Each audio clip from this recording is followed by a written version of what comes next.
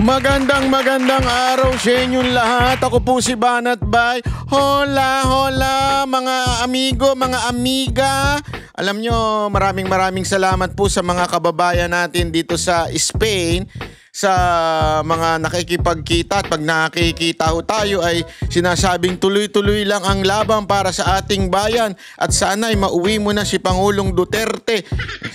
Nandali ho mga kababayan ho ha, hindi ko ho kayang iuwi si Pangulong Duterte ha. Isasuggest ko ho yung kay Kaufman pero pag nakausap ko, hindi naman ha. Baka kasi mga kababayan natin, baka umaasa talaga kayo na maiuwi ko si Pangulong Duterte. Ako po'y naandi dito para lamang po sumuporta. Sumuporta ho sa mga nakapokus sa pagpapauwi kay Pangulong Duterte at hindi nakapokus sa mga chismis na mga awayan ng mga hindot. Hindi po tayo nandito para suportahan yung mga awayan na yan. Basta nandito tayo para suportahan yung mga nakapokus lang sa pagpapauwi kay Pangulong Duterte. Yan ang ating susuportahan. At sana bago tayo umuwi, kasabay ko na siyang umuwi. Hindi, pero totoo po, yun ang ating panalangin. Sabi ko, Lord, kung mamarapati nyo sana sabay na po kaming umuwi sa aeroplano. Yun po yung aking panalangin. Sabi nga, prayer, di ba? Hope in prayer. Yan ang ating panalangin. Pero, gayon pa man, sabi nga, it's the will of the Lord that will happen, di ba? So, thy will be done, no? So, yun po ang ating Anyway, pag-usapan po natin tong mainit na issue. Naku po, grabe ho itong mga issue sa Pilipinas talaga.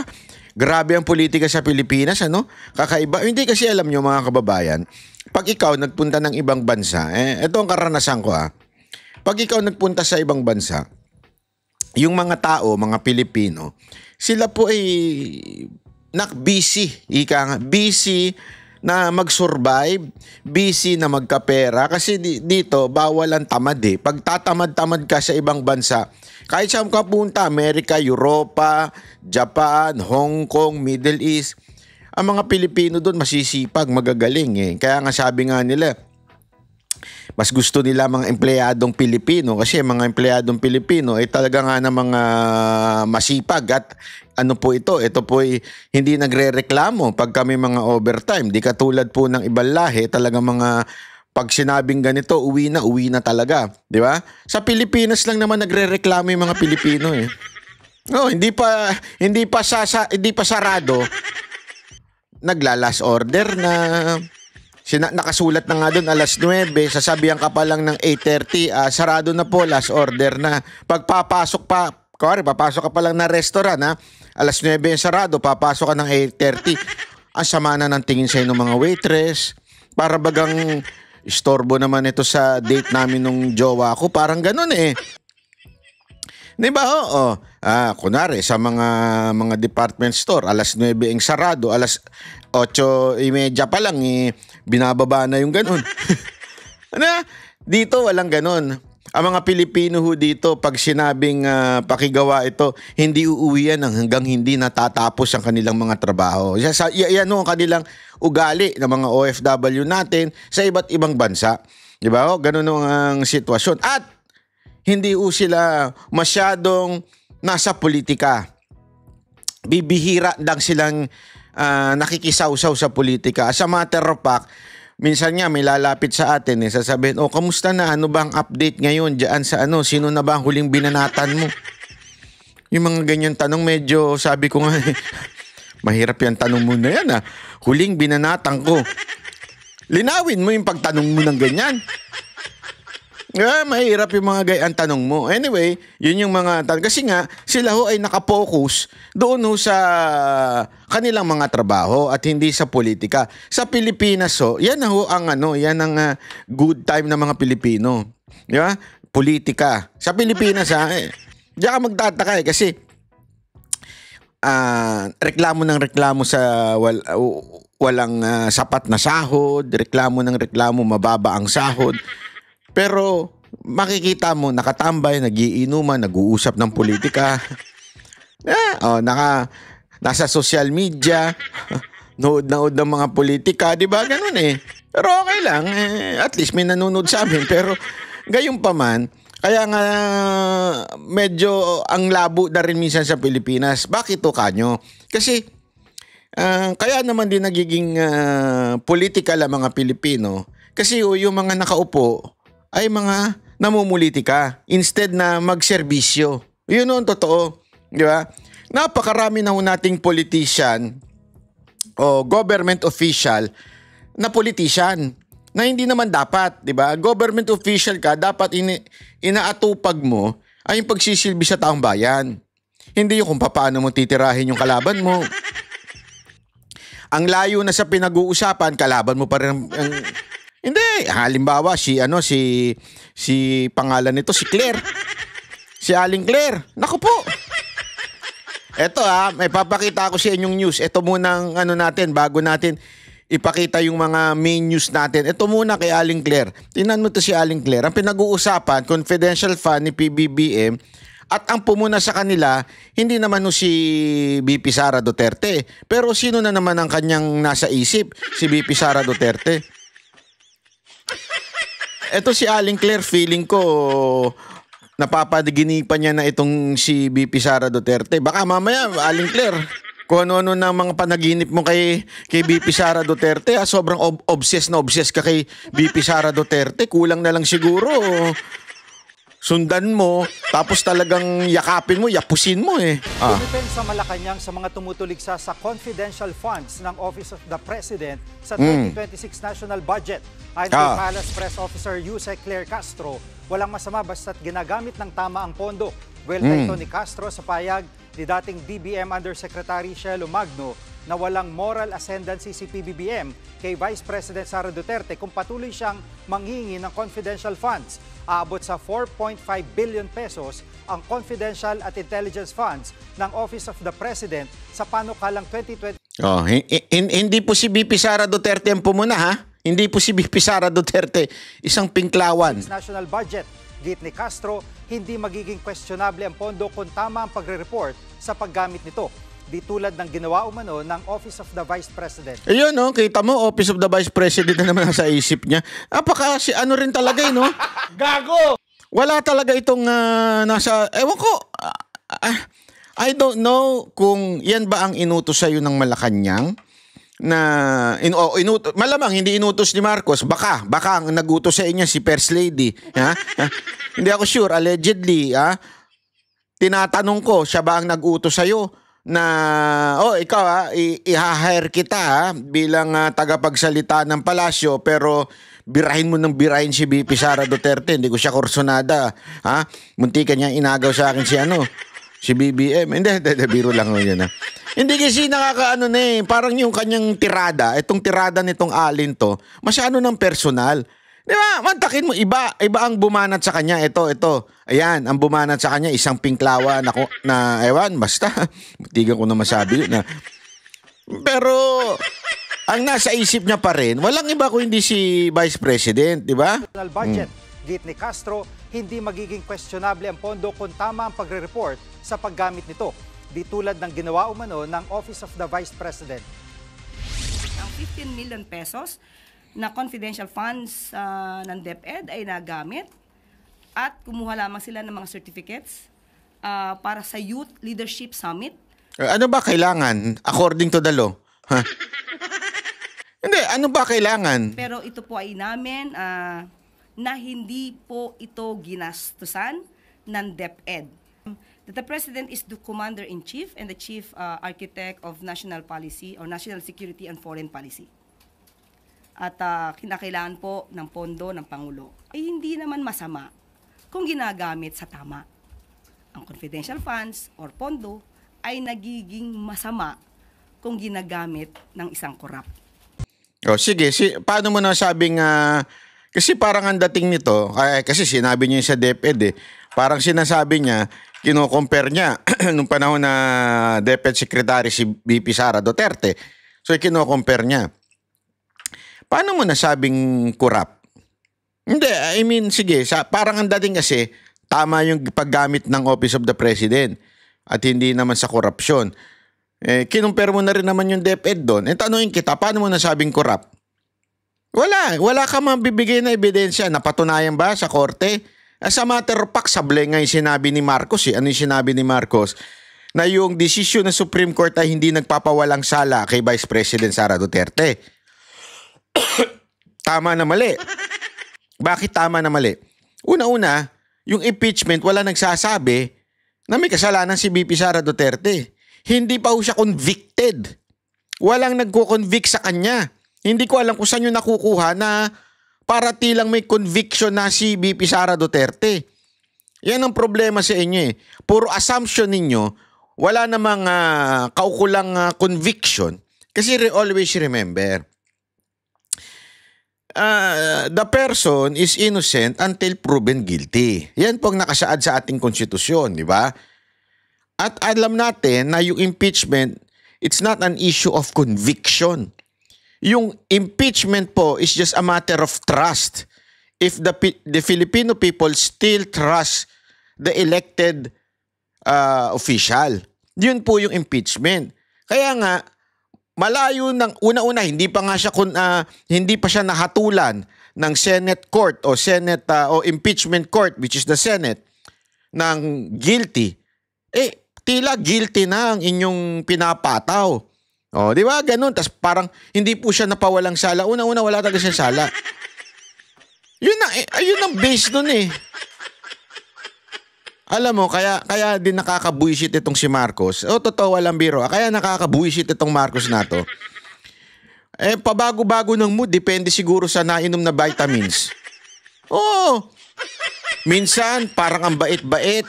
Minsan, parang bastos na hindi mo maintindihan. Minsan, condescending. Alam mo yung ugali niya na parang, minsan, parang siya yung inaapi. Yung merong bagang paawa effect, di ba? Ewan ko. Hindi, pansinin ninyo, iba-iba ang mood ni Marcos. Depende siguro yun sa nainom niya. Hindi, nainom na tubig, soft drink, di ba? O kaya baka umiinom ng Cobra yun. Oy, Cobra baka naman. Biro. Di ba, malay mo, hindi natin alam eh. Kung ano siguro tinake niya na vitamins. Vitamin C? O vitamin E? Basta kung ano mang vitamins meron dyan. Hindi natin alam eh. Ay, nako. Anyway, pag-usapan pa po natin itong issue patungkol naman dito sa si Marcoleta po nagalit po dito sa banat ni Vice Pangit. Napanoorin natin to ha. Napakawalang hiya nung tao na yun. Walang niya daw yung tao na yun. Walang niya to si Vice Ganda. Vice Pangit. Hindi kasi hindi naman ba... Sige nga, sino ba magsasabing maganda yun? Siguro. Kahit nga siguro yung jowa niya, yung boyfriend niya, ewan ko kung maganda yun ha. Kung hindi niya siguro binila ng motor yun, sasakyan, baka hindi siya tawaging Vice Ganda eh. Hindi, baka lang ha. Di ko alam. Tanong natin doon.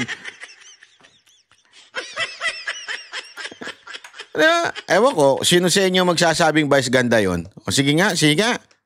Ako, hindi ko tatawaging Vice Ganda yun. Kung ganun ang pamantayan ng isang magandang nilalang, wala nang pangit. Di ba? Hindi, this is not about the looks pero yung name kasi, parang isang lapastangan po yung pangalan niya. Di ba? Isang lapastangan po. Kasi bakit to? Mabababoy naman pag sinabing beauty queen. Di ba? Pangit. Beauty queen Vice Ganda o Ganda, beauty. Ibig sabihin, kamukha ni Vice Ganda yung beauty queen. Ganon? Di ba? Ang pangit, isang lapastangan sa salitang ganda o beautiful. Di ba? Dapat palitan talaga yan.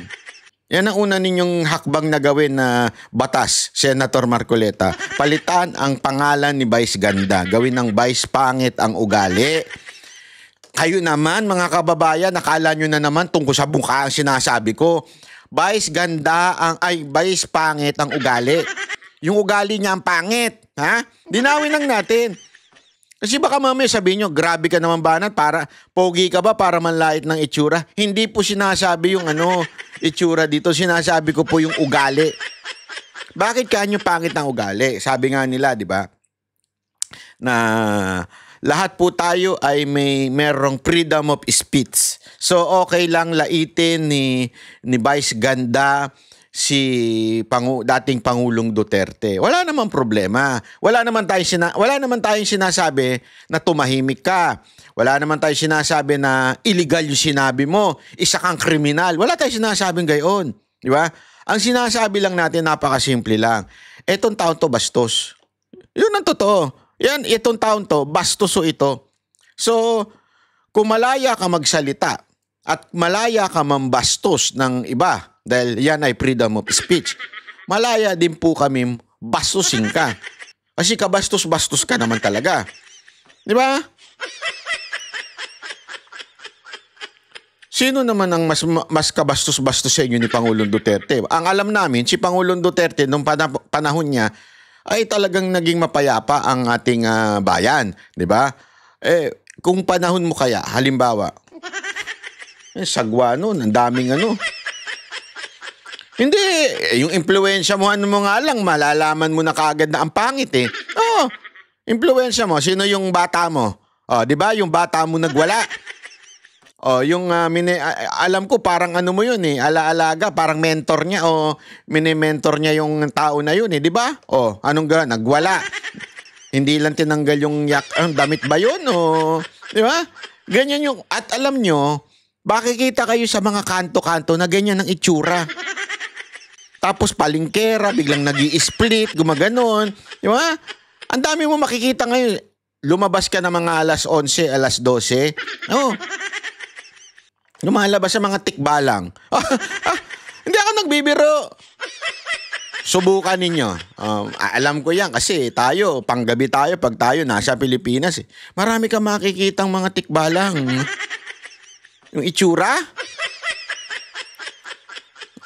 Paghawakin mo ng ganun, pagpahawak mo yung cellphone ng ganun, ganito, tapos iganon mo yung cellphone, wala may ilaw ng ganyan, ganyan, Ito, ilawan natin, chotomate, ayan, may ilaw na, di ba? Ayan, kita nyo. Tapos pag ganyanin mo, mukha ng poste, di ba? Di ba? Totoo naman eh. Ang daming ganyan. Kaya nga, alam mo, ingat kayo sa pag kayo nasa labas ng gabi ng mga alas 11, alas 12. Baka mamaya biglang baka bigla kayong sunggaban yan, ha? Yung mga tikbalang. Naku po, grabe kawawa ho talaga ang bayan natin. Kasi yan yung klase ng impluensya na naidudulot ditong vice pangit na to. Totoo naman eh.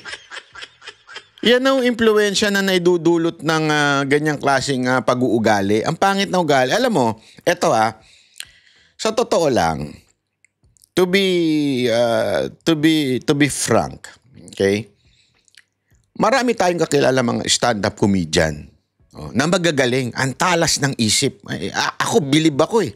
As a matter of fact, ang payo ko nga sa grupo ko, manood kayo ng mga stand-up comedian. Kasi ang bilis ng isip nila. Ang tawag nga natin dyan, mga matatabang isip eh. Ang taba ng isip nila, ang galing nila, di ba?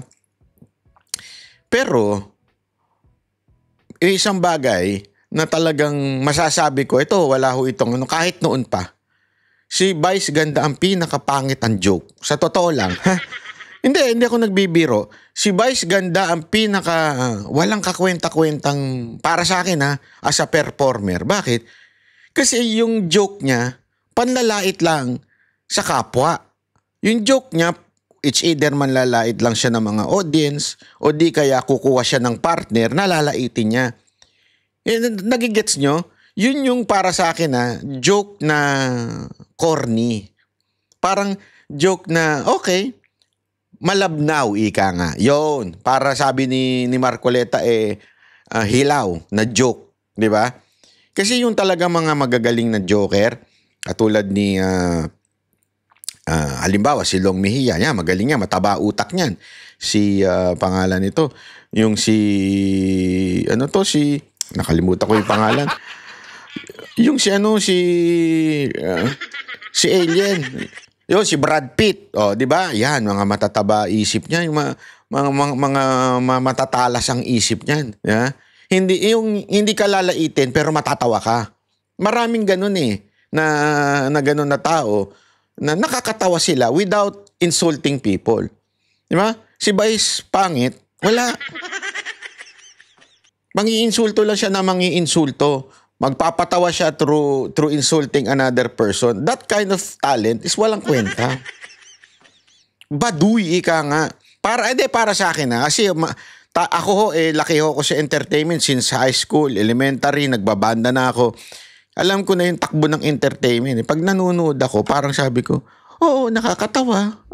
Ito, no joke. Nakakatawa yung joke niya na nilalait niya yung kapwa niya. Para sa akin, medyo mababaw po yun. Para sa akin po nabababawan ako doon. Yun pa lang parang sa akin walang talent. Yung talent mo manlait, hindi talent yan. Parang hindi ka nag-iisip. Parang ganun. Diba? Kasi ang pagiging komedyante, yan isa sa mga matatalas ang isip. In terms of, they're good in communication, negotiation, and malalim ang isip. Ano nga natin dyan is yung sila ay lobat ako, babe. Chotomate. Ay, wait. Ayan. Andali. Nagkagulo na. Ayan na. Ayan. Yon. Ayan. Ay, mag-charge ka, animal ka. Wala. Ayaw mag-charge. Sagot ka. Mapuputol tayo.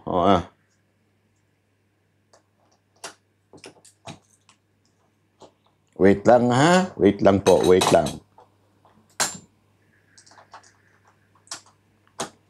Yan. Sorry naman. Ayun! Pasok. Palakpakan. Parang pakinggan natin to si Marcoleta. Mr. Chair, bigla ba niya naman sinabi, tingnan niyo yung mukha ni Marcoleta kung matatawa kayo. Sino yung official owner? Sino yung beneficial owner? Sino yung gaming system administrator? Ano yung mga games? Katulad po ng halimbawa, itong AB Leisure Exponent Inc. Yung mga games niya po, ito yung DG Plus, Arena Plus, Bingo Plus. Ito po yata yung nag-sponsor nung isang concert. Ngayon lang, pati po ako ay kanyang idinawit. Nagpapatawa po siya. Nakita niya yung dating Senador Grace po na nagtatawa. Natawa po at siguro naging successful siya. Napatawa niya si Senador Grace po. Bigla ba niya naman sinabi, tingnan niyo yung mukha ni Marcoleta kung matatawa kayo. Napakawalang hiya nung tao na yun, Mr. Chair. Ayaw ko na pong patuksin siya. Ang nag-sponsor po yung DG Plus. Kaya po lumalaki po Gumagamit po sila ng ganong klaseng mga sikat na mga tao.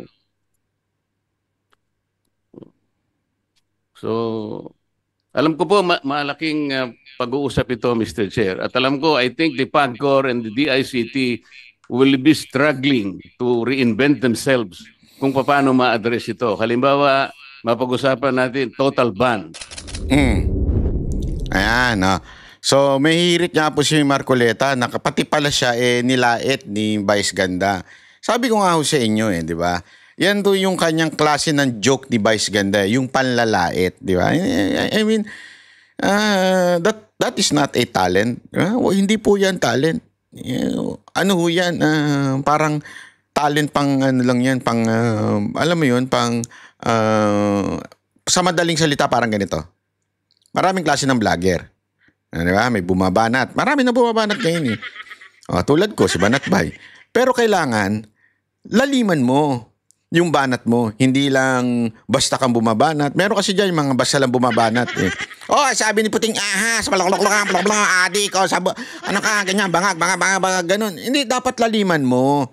Di ba? Kailangan may lalim yung sasabihin mo. Ipapaliwanag mo yung mga issue, tapos dun ka bumanat. Hindi yung puro lang ano ka lang, puro ka lang chismis tapos puro insulto lang. Walang ganun. Yun kaya nga kinukonsider ko yung mga ganyang vlogger na mga mabababaw na vlogger for the views ika nga. Kasi minsan gusto lang natin ng ganun eh. Sa kabila may ganyan din eh. Yung bungal. Yung bungal na sa kabila, walang ano kundi gago. Di ba? Puro ganun. Walang pinagkaiba eh. Di ba? Ganyan din ang kaugalian ni Vice Ganda. Sa tingin ko yung kanyang klase ng joke, kung hindi man lait lang naman lait. Sana lang, laliman mo naman Vice Ganda. I mean, okay, it's your freedom of expression. Laliman mo yung joke mo, yung medyo mapapaisip ka, paano mo naisip yun? Parang ganun. I mean, ang ganda ng joke na yun parang paano mo na-connect yun, di ba? Dapat ganun, hindi yung, wala lang. Kung tignan yung mukha ni Marcoleta.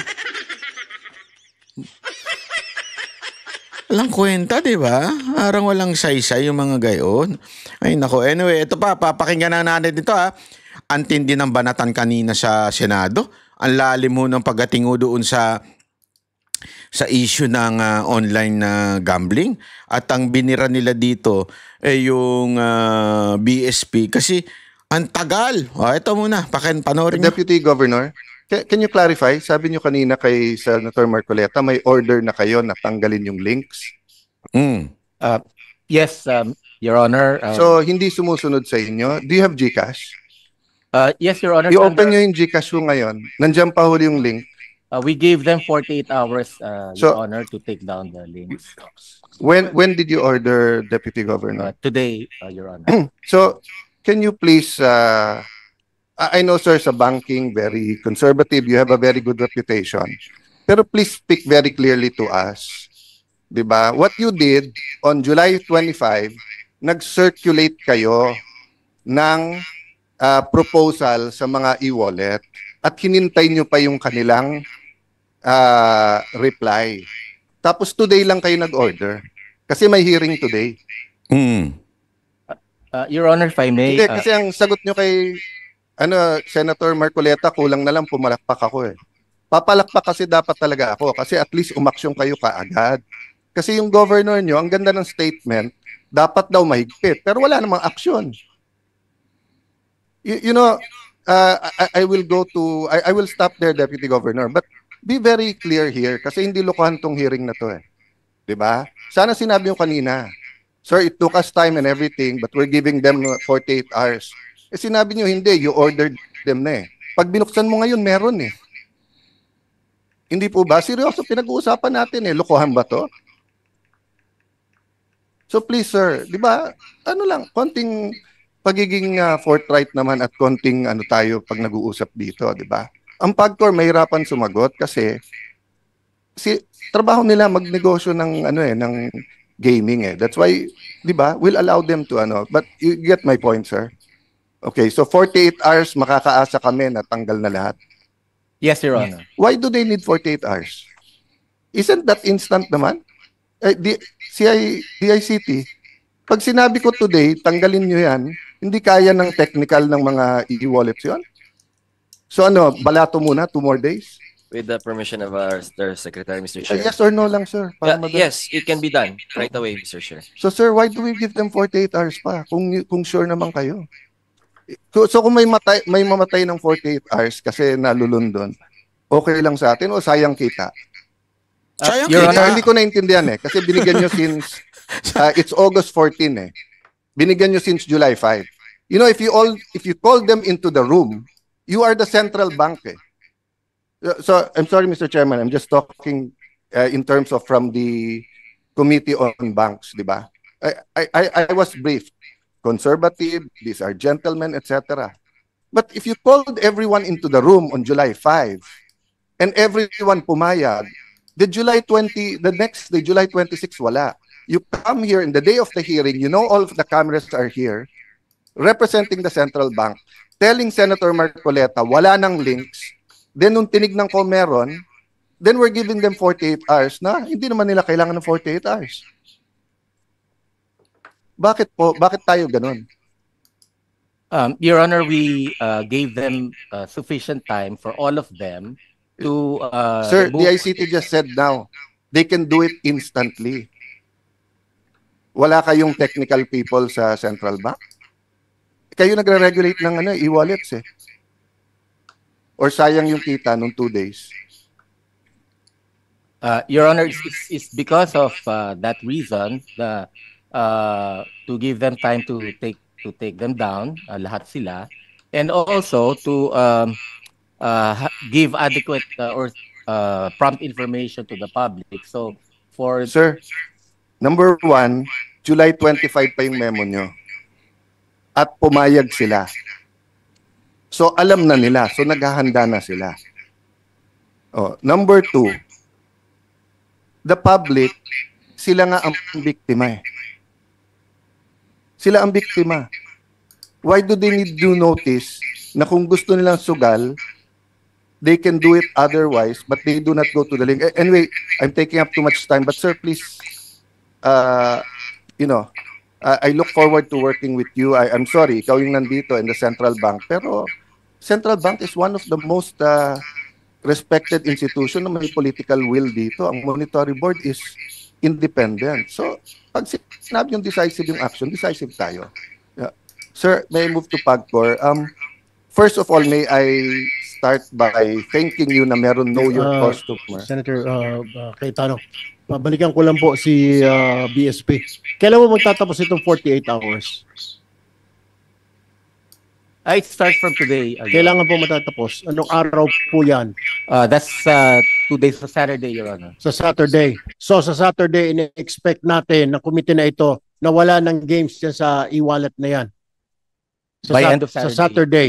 Opo. Anong oras po sa Saturday? Umaga, tanghali, gabi? 48 hours po, so we give them until the end of Saturday to remove. End of the Saturday. So ibig sabihin, sige, pagbibigyan kita, Sunday morning, hindi ko na makita yung games sa mga e-wallets. Apo, wala na po. Pag may nakikita po ako, i-contempt kita. Pwede po. Para malinaw po tayo, hindi yung, sabi nga ni Senator Cayetano, wag mo yung biro-biroin na komite na ito. We have a problem. We have a crisis. Hindi po ito basta-basta. We are facing crisis, Mr. BSP, sir. And when you say, Saturday po, huling oras na Saturday, sige, pagbibigyan kita hanggang Sunday. Pag Sunday morning, meron pa pong mga games sa mga e-wallet, sir. Iko-contempt ka namin.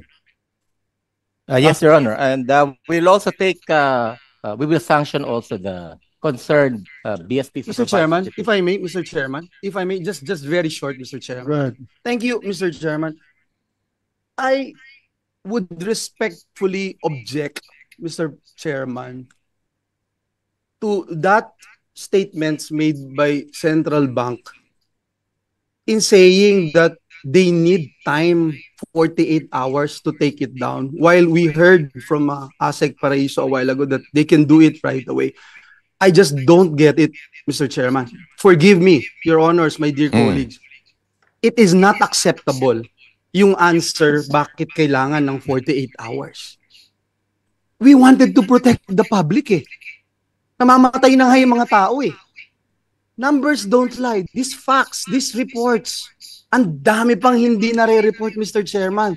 Kausap ko lang yung isang governor sa isang probinsya dito sa Pilipinas. Sabi niya, halos araw-araw may nagpapakamatay dito, pare. Totoo yan, totoo yan. Bakit di natin ma-stop? Again, Mr. Chairman, I'm really sorry. It is not acceptable yung binibigay na sagot kung bakit hindi natin mai sara ngayon kung kaya naman. Ngayon, if there's another answer, Mr. Chairman, that would convince this representation na bigyan pa rin ng 24 hours, sige ho, I will agree. But right now, the answer being given to us, Mr. Chairman, hindi ho acceptable. Sorry. Thank you.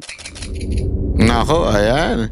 Alam mo mga kababayan, ang simple-simple talaga nitong issue na ito eh. Hindi ko magets bakit parang ang bagal kumilos pagdating po sa kailan aaksyonan itong issue na ito. 'Di ba? Kasi una-una yung yung bagang bilis ng access. O 'di ba? May GCash ka, nakalink na doon yung alam mo na, yung sugal, 'di ba? So, ang bilis talagang maubos Yun ang ano doon. Alam mo, yun nga sa casino. 'Di ba? Paulit-ulit ko sinasabi kasi hindi naman papagkaila. Nag-show din tayo doon eh. Oh. Iyon, hindi ko sinasabing ano niyo yun pero at least apakahirap pumasok doon. 'Di ba? At sasadyain mong pumunta.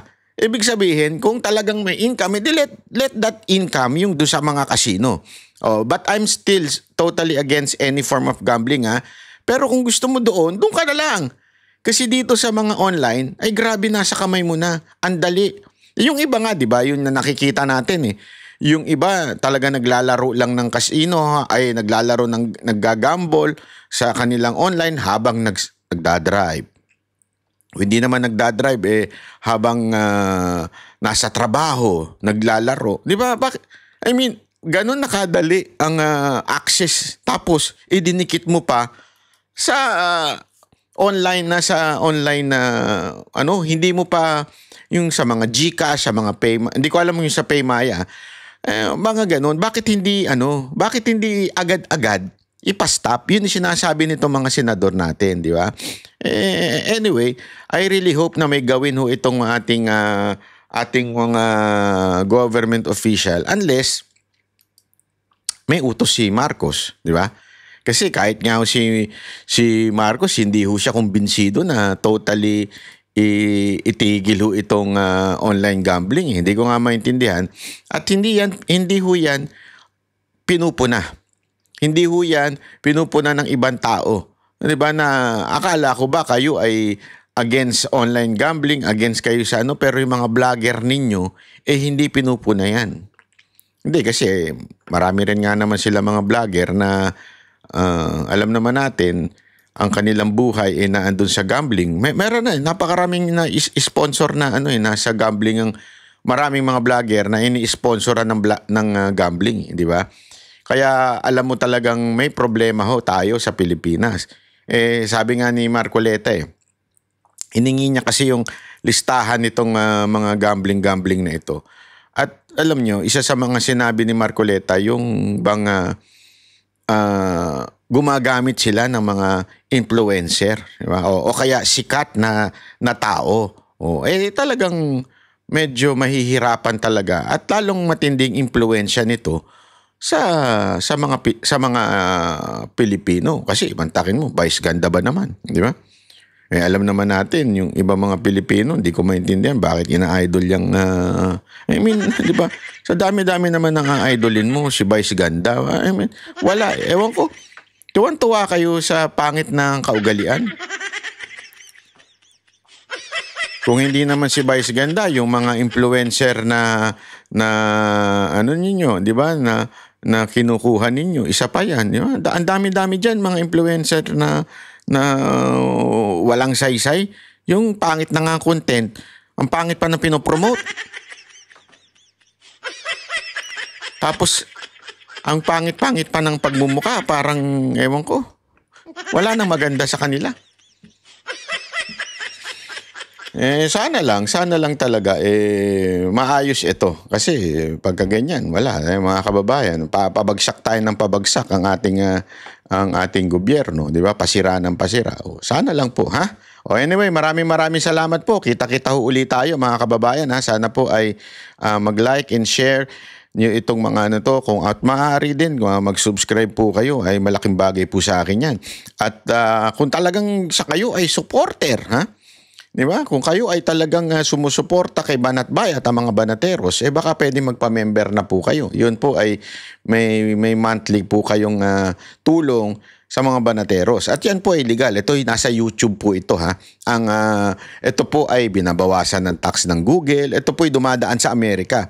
Kaya nga ako, sabi ko nga sa inyo may mga nagsasabi na gusto nilang tumulong, ganito, idiretso na lang sa akin. Sabi ko, ayoko. Kasi gusto ko lahat dumaan sa tamang proseso, di ba? Mahirap yung alam mo naman, against ako sa mga ganyan Tapos dadaan pa sa mahirap. Dapat diretso na dumaan sa YouTube through the Google, di ba? Para meron talagang tax na dadaanan. Yun lang sa akin. Maraming salamat po. Kita-kita po ulit tayo, ha? Sa susunod nating video. Ako po si Banatbay. Mabuhay ang Pilipinas. Hola kital, hola konala. Lahat na ng hola. Ha? Salamat po, ha? Sana ay nasa kayo ay maayos na sitwasyon ngayon. Salamat po. Yan ang Banateros, boses ng ordinaryong Pilipino. Banateros ay walang makakaawan.